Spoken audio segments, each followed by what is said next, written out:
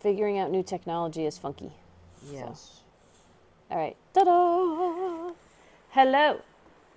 Welcome to the Sun Dragon Sideshow. The Adventures of Liz and Rebecca, the Dear Becky and Lizzy edition. I'm going to go tilt this a little. We're trying to set this up right. I will do my introduction, and then I'm going to go fiddle with the camera for a second. Hi, I'm Rebecca. I'm the owner of Sun Dragon Art and Fiber, who apparently is a control freak. And, but I'm a small business owner. In overcast, and we don't know, it might be gloomy today, or at least cooler today, Brevard, North Carolina. I'm Liz. I'm the minion there. It's supposed to only be like 72. Yes, that's why. And cloudy, but not like rainy.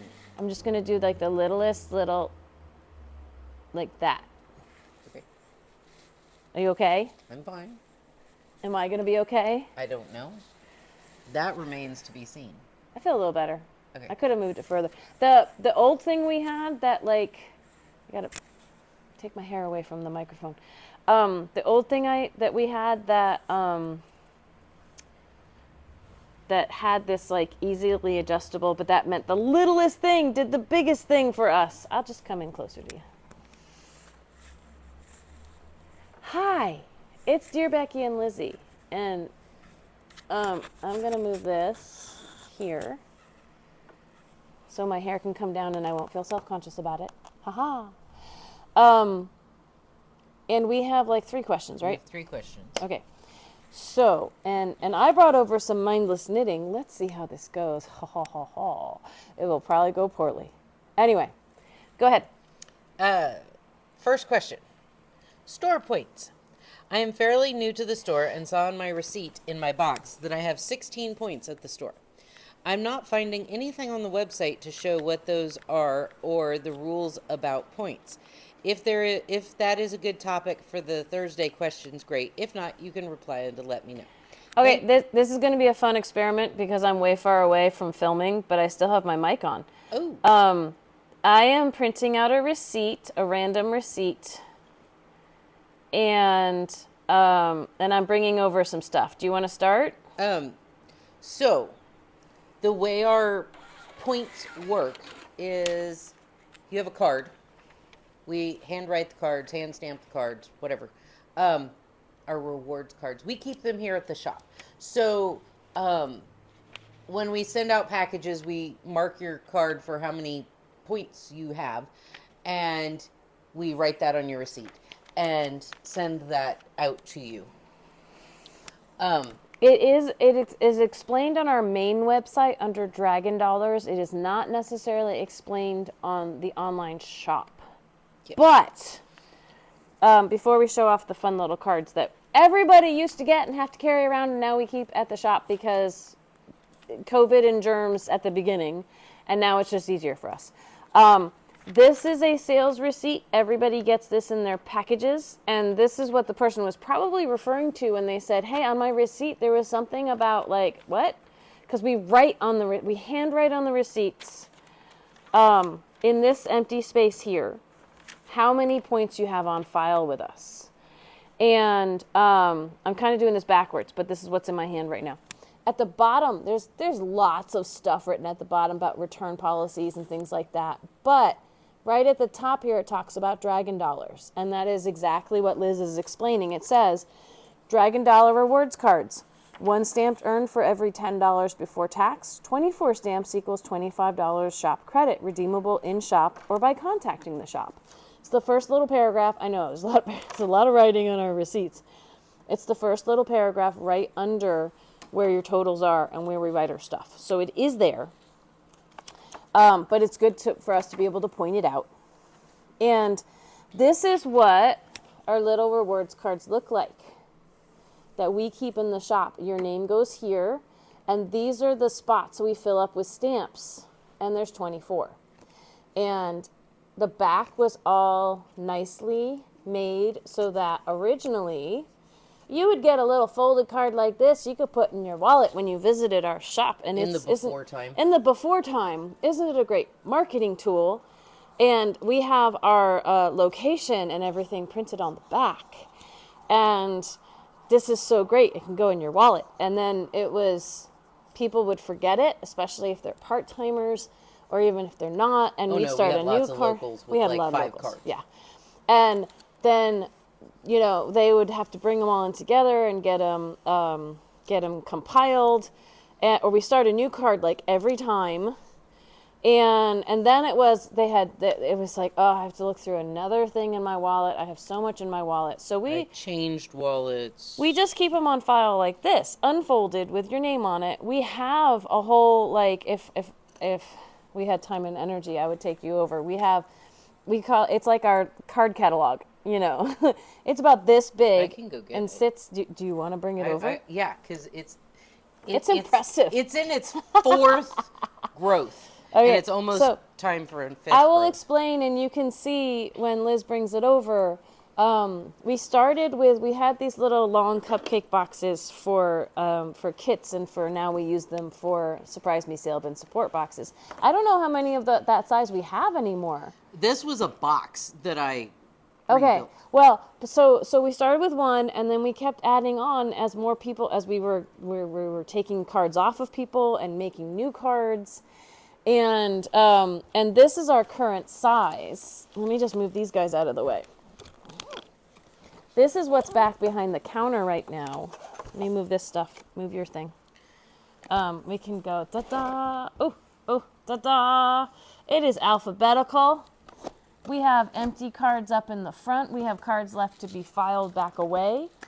But this is like all the people who've come into the shop, even just once, who we've started a card for, all the people who've shopped online. Since about May of 2020. Who have a card in here, and we have not counted. I'm sure someone is like, ooh, how many cards is that? I don't know. It's a lot. It's a lot. And some people have 2 cards by accident. When we find that, we fix it. It's really fun because, let me see if I can find, like, someone who we're reusing their card. They filled it once, and we're doing it. We use each card twice. We do it once with stamps, and then we use the Sharpie to cover up. Like, the circles are empty, and the X's are filled, and we will X out the circles so we can get 2 usages out of one card before we have to crack open new cards. We've still had to file new cards, or like order new cards. But that is what, you know, we could send you one as a memento. Like, if when your card is full, if you want your full card, let us know. We haven't really done that before, and we don't tend to hang on to them once they're filled twice. If you do that, though, we will make a mark on your new card, so you cannot turn that in. From the beginning of the pandemic, we said you have one chance to turn in your old cards pre-pandemic. And then we put an X on here. We mark off that you've turned them in, so you can't turn them in over and over and over again and get more rewards. But the $25, you might have said while I was over there, we want you to use it. It is shop credit. We prefer you use it on physical items and not on lessons. There's some people that were like, especially if they've compiled a bunch of it, we let you use it on lessons. Especially people like in-person lessons, we prefer that not be shop credit, but you know, we can make it work if it needs to. The online shop does not understand this. We've got it banked in our system, and our system runs the online shop, but they're separate entities, even though it's the same parent company. And the points, like when I write down you have so many stamps, it's all on paper. And until the card is doesn't- filled, yeah. that's all on paper. There's no way for you to log into your account and check that. You have to check with us. We're not that high tech. We're not as fancy as the big companies like Etsy and Craftsy and things like that. We have our own in-house system. We do have a parent company that runs our point of sale that streamlines stuff for us, but it's not that high tech.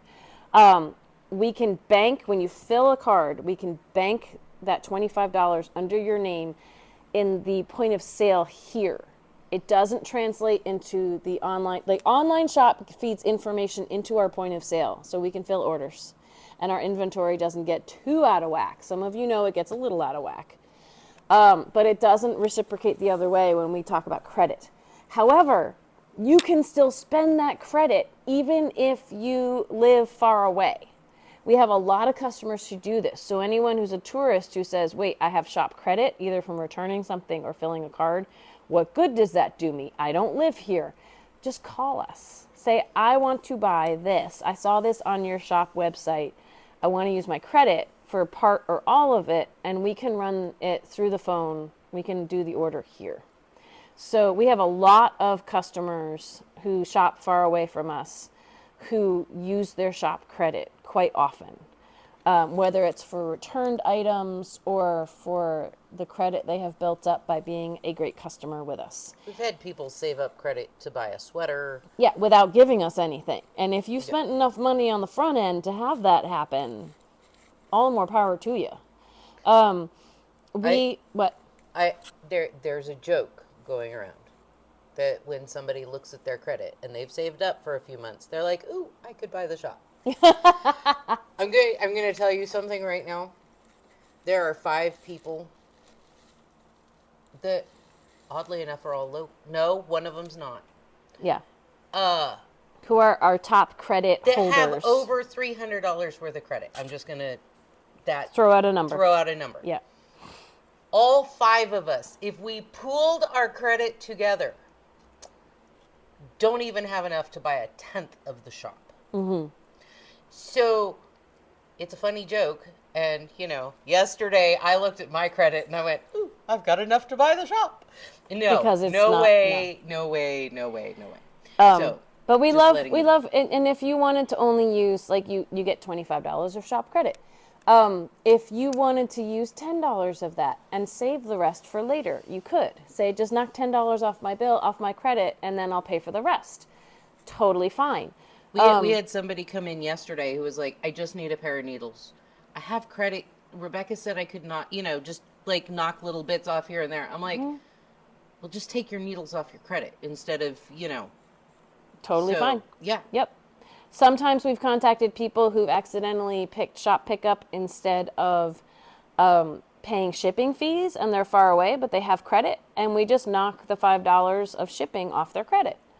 And it never expires or diminishes. It's not like, well, I didn't use it for a year, so it must be less now. No, we're not that sophisticated. So it stays the same, and it stays there. Be able to keep track of I think that. Again, the big companies that do that say, well, now your gift card is worth this much. They have algorithms and things, and we don't. And so we just it could stay there forever, and that's okay. And some people leave it there forever. And some people use little bits and pieces, and you know what? It's all good. One of our knitters, she calls her credit her rainy day fund. It's like, do you want to use your credit? No, I'm saving it for a rainy day. Okay. When you need yarn and you don't have the income. It's the reward. It's the reward for being a good customer. Absolutely. And I can't remember if there's anything else I wanted to say on that, but. Yeah. Oh, when you're in the shop and you overfill the card by enough to knock that $25 off, and still with the real money, the non-credit, like the non-Dragon dollars, still fill the card, we'll let you use it on that same day. That is not possible with the online shop. If you're shopping online and you're like, I know I'm going to overfill my card by enough, I want to use it now, you're going to have to run that through the shop. You're going to have to call us instead of making the purchase just through the online shop. It doesn't communicate. That's a human thing that needs to happen. We call it manager math. It's a human decision that has to be made. And so that's got to happen through us, not through the online shop. So. All right. I will say I am going through all the people who have bought lessons and adding stamps to their card. So the next purchase you make, if you bought a lesson, there will be a big bump. Yeah, if you the virtual sessions is $100, and there's no tax on it, so that's $100 straight dollars. So that's 10 stamps. That's 10 stamps on a rewards card, and again, it's $24 to fill a card, so that's almost half the card. And if you've already bought yarn with us or something, you might have a full card at that point. I'm going through and those we didn't send out receipts. Yeah. So you have to contact us to know what your stamps are. I just put the receipts in an envelope every day that we got orders for the class. Mm-hmm. And now you're going back. If you bought the class with other things, you already, and I shipped those out, you already got credit for those. But if you just bought the class, I'm working my way through the stack of receipts. Adding stamps. Just a heads up for those that So people who are wondering, you can always contact us, and we will. If you don't have banked credit. If someone says, "What's my credit situation?" and we look up your name in the system and say you don't have any credit, we will then go manually look through this and tell you how many stamps you have on file. So it works pretty well. It does. We've for the most part kept track of everybody's stuff. We've lost one card, maybe two. I don't remember, but I don't feel like it's a lot. So no, it's only been one or two cards that we've lost, and by lost, it got stuck to another card when we were putting cards or alphabetically away. got misfiled a little for some reason. Alphabet's hard sometimes. It's the reason why on the front of the box I have the alphabet written out. Let me see if we can to help us. Yep. And also what stamps go where on the cards, how many stamps it is. Helps us with our math stamps, but it's like, where's the math in there? Yeah, how many stamps do you have on file? Give me a second, I gotta count them. Yeah. So, okay, what do we got next? Next question. Liz and Becky, I love to watch your podcast because it's serious and funny at the same time. Each time I learn something new about knitting. My question is, do you have to have 3 needle cords or more when doing yoke sweaters? I'm doing the Avena with Becky's class on Zoom, but I found myself changing needle cords to fit the increases as I started my color work. I've used a 16-24 and am using a 36, and finally I have 48-inch cords, all in size 6. Is that normal for yoke sweaters or top-down sweaters? Thank you to you both. Okay, so I thought this was a great question. It was sent to me. I sent it to Liz so we could talk about it here, because this person who wrote in is not the only person who has asked this question or has said, what do I need? Some of this is personal preference because I'm a big fan, like this one, I am almost through the color work, and then there's more increases in short rows afterwards. I'm a fan of, if you want to have the minimal number of needles for a sweater, for a top-down sweater, usually a 16 and a 32 will get you through the whole thing. The stitches will be, like, this is not how big my sweater is right now. It's a lot more stitches than this. And if you look at my Instagram feed, you'll see when I spread them out, I put them on a barber cord or something else to spread them out. You can jam the whole thing on. Like, my bust is a 44 to 45 inches. And so the sweaters I'm making might be as much as 50 inches around, but I still will cram the whole thing on a 32 inch. I won't be able to try it on the 32 inch. That's going to be too squished. But I don't necessarily need to have something longer unless I'm not comfortable with having them squished on like this. So if you wanted to go from the 16, most collars need to be on a 16. That doesn't mean they're only 16 inches around. It means the next size up, the 24, is going to stretch out your stitches too much to start to go in a circle. My rule of thumb is if you're going in a circle, you want a cord, and tip to tip is how we measure these. The 16 inches is from tip to tip, how long your whole entire circular needle is. You want a cord or a needle that is smaller than the circumference of what you're knitting, so it doesn't stretch your stitches out and you end up with something that is bigger or just doesn't look as good. So I will be on the 16 inch, and when it gets really jammed up and I think I have enough stitches that it will fit on the 32, I'll move over to the 32. I'm dismissing the call that's coming in. I will move over to the 32 inch cord.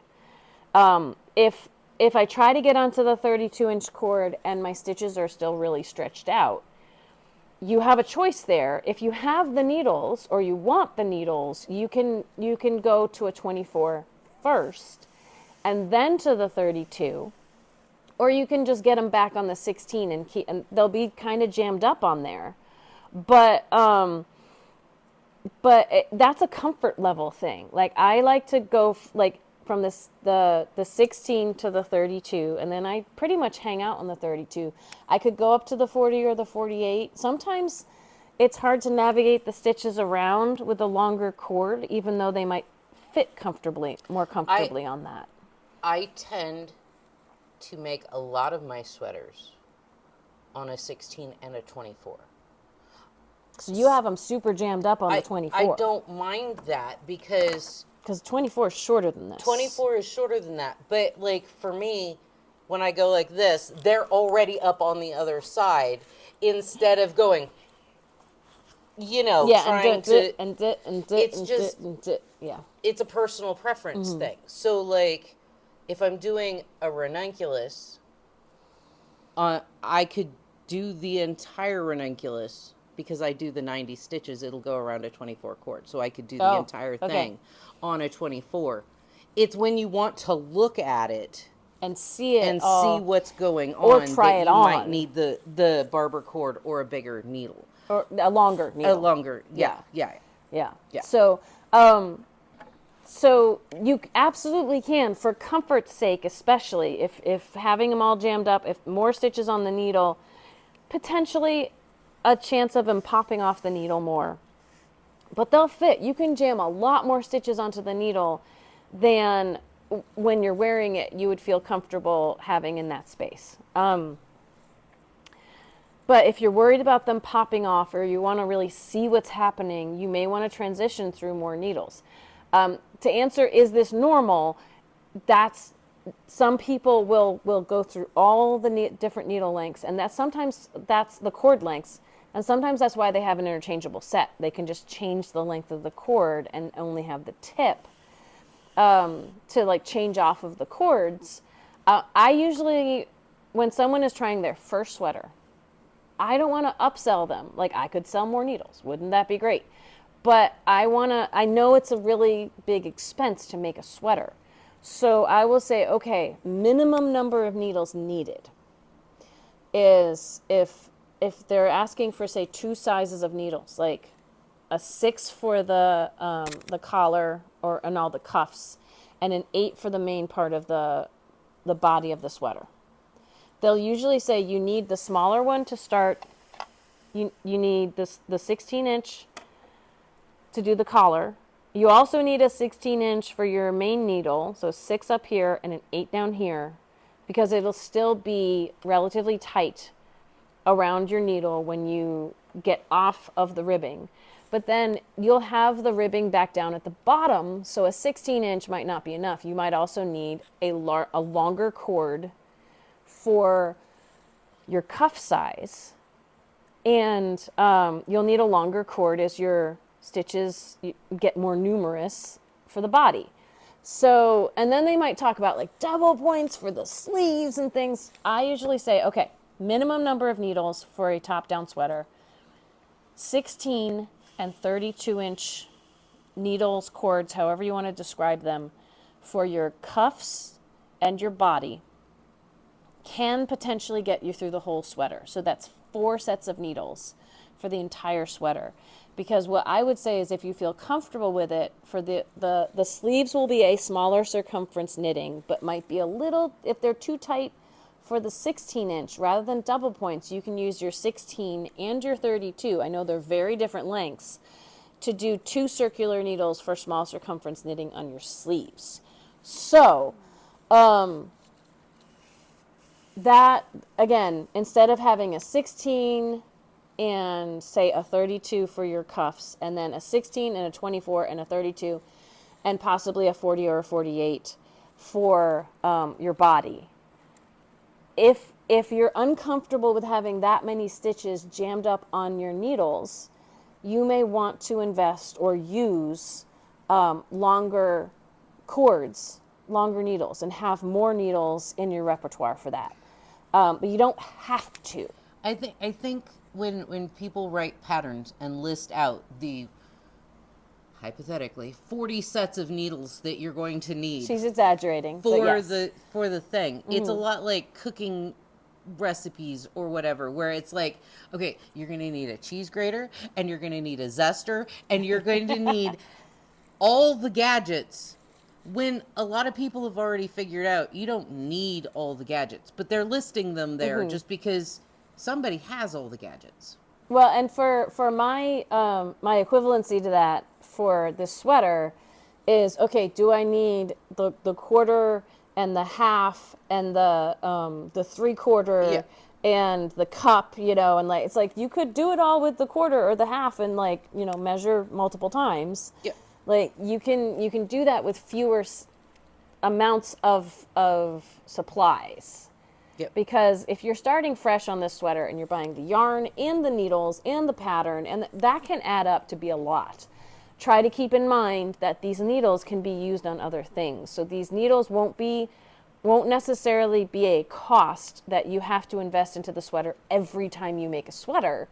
I will caution, if you're changing needle lengths and those types of things, try to make sure, if you're really concerned about gauge, try to make sure they're all the same brand.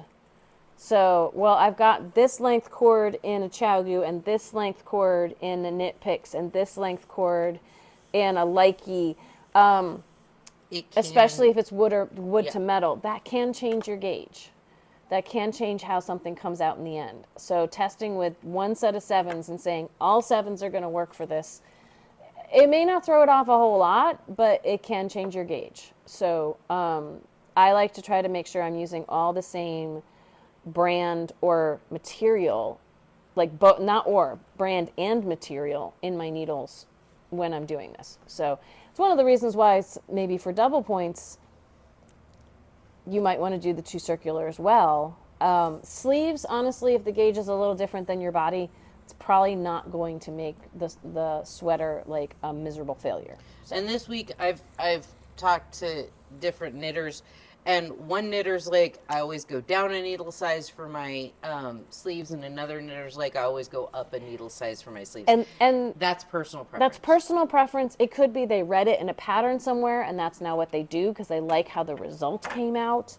I don't tend to switch around. If a pattern tells me to, I might, because I might say, well, they're onto something for this pattern or how they wanted this pattern to look. I don't know.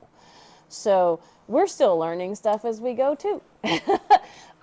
What's our last one? Because our last one. And this is one that we're gonna have to look that pattern up, right? I sent you the. But that's on my phone, which is. I can pull it up. Okay. Hi, ladies. I was wondering if you could recommend 2 different yarns for the Petite Knit Terrazzo slipover. It recommends Filcolana Peruvian Highland wool held together with a silk mohair. I would prefer to use 1 strand of yarn and no mohair. Thank you for your help.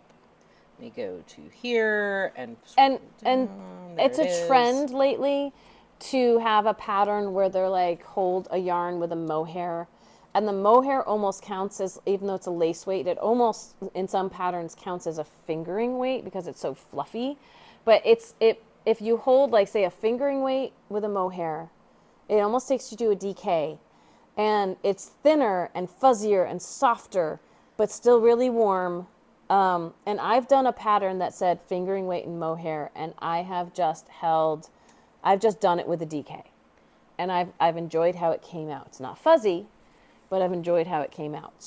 So the yarn she's talking about, according to Ravelry, is 109 yards per 50 grams. They're calling it Aran weight. It's a worsted. It's a worsted. Some places call Aran and worsted are interchangeable. In some places, Aran is a heavier worsted. So to hold that with a mohair would push it to at least a chunky in my book. Yeah. What size needles are size 6. The original pattern? Size 6. The original pattern's on a 6. Yes. That's interesting. Here, I will let you because that, like, a chunky, yeah. So they're calling a lace and a worsted up to an Aran. So that's like a bulky or a light bulky. And if the person writing this question is like, I want to use 1 yarn and no mohair, if you still want it fluffy like mohair, I don't know if we have a good yarn for that. Like in the shop. There may be yarns that exist, but we're going to keep things to what we have in the shop because A, we know about it, and B, there is a side thing going on with us doing this show, and that we are promoting our shop. You don't have to buy yarn from our shop, but we're not necessarily going to say, hey, go use this other yarn that's somewhere else. if we know a yarn in our shop. And honestly, if there's a better yarn somewhere else, we may not know about it because we tend to specialize in what's in our shop. Ultra Alpaca has a soft halo. Yes. And that might actually Halo is how fuzzy it is, kind of. And adding the mohair to a yarn is going to give you that halo. So the Barocco Ultra Alpaca Chunky, which, is it on our website yet, or? It is not on our website yet. Okay. So, but we have Ultra Alpaca in the worsted weight. The Chunky, I don't think has made it up there yet. But that could give you, because it's a light bulky, and so that this is a lace and a worsted on a 6. It's just intriguing. But the gauge is 17, so that could be that 17 stitches for 4 inches. That could be that, and it's petite knit. Okay, that could be that her stitch gauge is just very different, right? Because 17 stitches. A lot of worsteds, you're going to get 20 stitches, which is smaller. So it could be the fluffiness. When you've got more structure and more bulk to something, even on a smaller needle, you get big stitches. So, and I want to say that, that the pattern that was sent to us has some cables and things in it, right? So you want a good stitch definition for that. So yeah, I would say the Ultra Alpaca Chunky, you could do it. We have a chunky alpaca, which would be lovely and soft, but might stretch a whole lot. But that's got the same girth to it for the softness and everything else. But something like that, something that is a light, bulky. By light, I mean on the thinner end of bulky. I want to say our Ultra Alpacas have 140 yards on them, or 160. Like, it's right in there. It's like remembering what temperature like different meats are considered cooked at. It's like, it's in there somewhere. So that would be one of our suggestions if you don't want to hold 2 yarns together. But something that is a bulky but potentially a light bulky, because Erin is like right in between the two. So the thinner end rather than the thicker end. Even our eco yarns might work. And we don't eco have a merino. lot of those. We don't necessarily have enough for a whole project, because we haven't been restocking that because it's not really flying off the shelves. It's a lovely yarn from Cascade. They're a big, huge 200. Is it 250 or 200? We'd have to go look. They're Graham 200 cakes. grams. Yeah. So there's a lot there. But that's what we would suggest for something like that. So. Yes? What you doing? I'm counting, and I have 2 over the number of blues that I need. And I'm actually a whole lot further along than I thought I was. That's good. I just need 2 more reds and probably finish off this white, and I will have. It's her pin loom blanket that she's making. It makes little squares, and she's sewing them all. Then you get to figure out how you're attaching them all together. Ooh. We got new bags in that I'm really excited about, but we don't have time to talk about them today. And I'm testing certain styles, and I only have 1 print per style and only like 2 bags per style. So that is our cliffhanger, because hopefully next Tuesday we will talk about them. Sometime next week we will talk about them, because I would like to get feedback at some point about styles and patterns, like prints you like. They're canvas bags, and I just think they're really pretty and functional and all that good stuff. But leaving you with a cliffhanger. Cliffhanger. She's making that up. Okay. No, cliffhanger hanging from a cliff is off of the Lions Library on PBS. I was like, I don't know what you're talking about. Anyway, we need to go. We have virtual sit and stitch tomorrow night. I feel like it's tonight, but it's not. It's tomorrow night. It's Friday night from 7 to 9 p.m. You get into Zoom, and that's Eastern time. You get into Zoom with the shop phone number. 828-877-3550. And we don't have virtual sit and stitch this Sunday. It is a week from Sunday, because I have a virtual session on colorwork and yokes and so many things that go into yokes. And it's going to be a lot of information and that's coming up this Sunday. And if you want to attend that, you need to purchase a session in our online shop, session 2. Contact us if you have issues. So we're going to go so we can open up the shop and put this back where it needs to be. And do you want to do your end Like, subscribe, ring the bell, all the fun stuff. all the fun stuff? Bye. New habits. I'm going this way. Bye.